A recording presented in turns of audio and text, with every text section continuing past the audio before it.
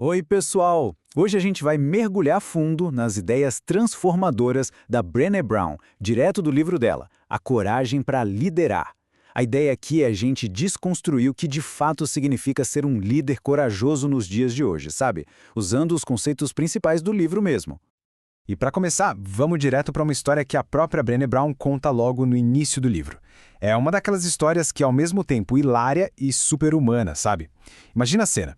Ela tá lá, prestes a dar uma palestra para um monte de executivos importantes e, de repente, bate aquela sensação de que ela não pertence àquele lugar. Aquele sentimento, aquela vozinha interna que diz, eu não sou bom o suficiente para isso.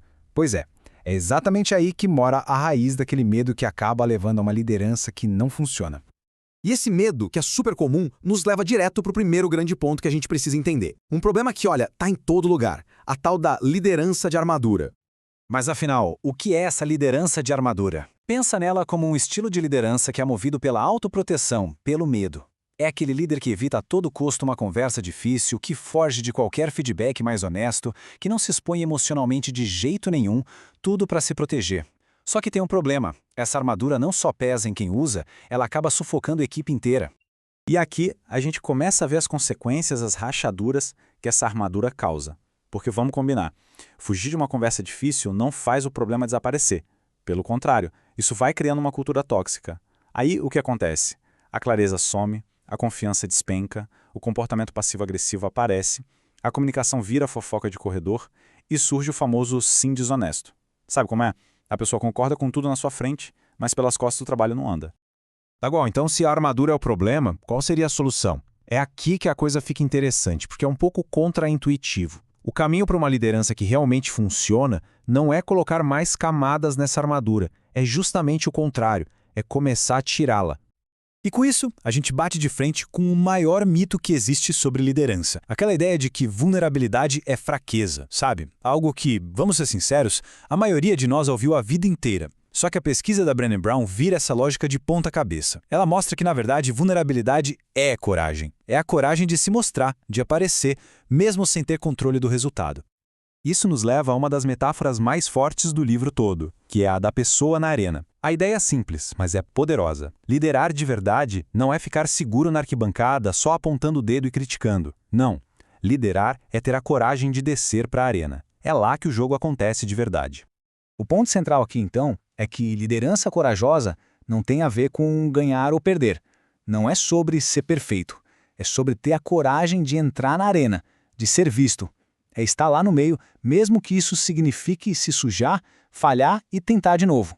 Beleza, acho que o porquê da vulnerabilidade ficou claro, né? Mas agora vem a pergunta de $1 milhão. Como? Como é que a gente faz isso na prática? Como se constrói um ambiente de confiança e clareza? Essa é a pergunta central, né? E a resposta, olha, pode surpreender muita gente, porque não é o que a gente costuma imaginar. Pode esquecer aquela ideia de filme, sabe? De que a confiança é construída num grande gesto heróico, um momento único. A verdade é bem diferente, é mais sutil e, por isso mesmo, muito mais poderosa.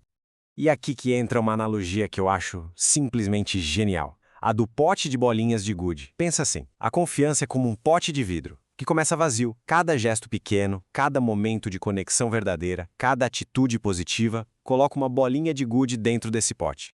E que momentos são esses que valem uma bolinha de gude? São as pequenas coisas do dia a dia. É lembrar o nome do filho de um colega. É ter a coragem de pedir ajuda quando se precisa. É se preocupar de verdade com alguém da equipe. É assumir um erro, sem mais nem meio mais. Cada coisinha dessas, por menor que pareça, vai enchendo o pote. E com o tempo, ele fica cheio de confiança. Além da confiança, tem outro pilar fundamental, a clareza. E essa frase da Brené Brown resume tudo. Transparência é gentileza. Falta de transparência é indelicadeza. Às vezes a gente acha que está sendo legal ao evitar um papo reto para não magoar, né? Mas a verdade é que a falta de clareza só gera confusão, frustração. No fim das contas, é o contrário de gentileza. Ser claro é uma forma de respeito. E para colocar isso em prática, existe uma técnica muito simples, mas muito poderosa. É a descreva o feito. Funciona assim. Em vez de só delegar uma tarefa, o líder corajoso começa a conversa dizendo: pessoal, vamos descrever juntos o que feito significa para essa tarefa? Esse bate-papo ajuda a alinhar todo mundo. a descobrir aquelas expectativas que estavam escondidas e a garantir que a visão de sucesso seja a mesma para todo mundo. É genial de tão simples.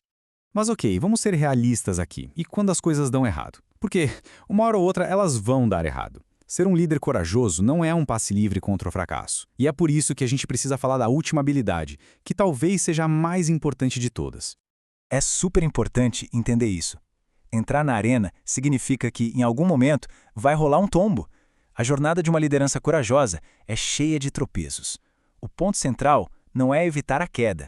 A questão é saber se levantar. A habilidade de verdade está em se reerguer, em encarar o que aconteceu, assumir a própria história e, o mais importante de tudo, aprender com aquilo para poder escrever um final diferente da próxima vez. E a Brené Brown tem um nome para isso. Quando alguma coisa dá errado, nosso cérebro cria uma história na hora para tentar explicar a situação. Ela chama isso de primeiro rascunho terrível. É aquela primeira versão da história, sabe? Cheia de emoção, de achismos, às vezes até meio conspiratória, em que a gente se coloca ou como a grande vítima ou como o grande vilão da história.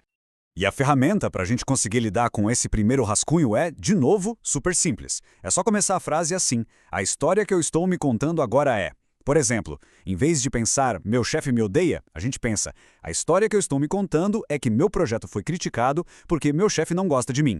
Essa pequena mudança já cria uma distância. Ela abre espaço para a gente ser mais curioso e checar os fatos, em vez de só se afogar nas nossas próprias suposições. E com isso, a gente encerra com uma provocação para todo mundo pensar. A liderança corajosa, como a gente viu, acontece na arena, não na segurança da arquibancada. E muitas vezes, o primeiro passo para descer para essa arena é simplesmente ter aquela conversa difícil que está sendo odiada. Então, a pergunta que fica é: qual é essa conversa?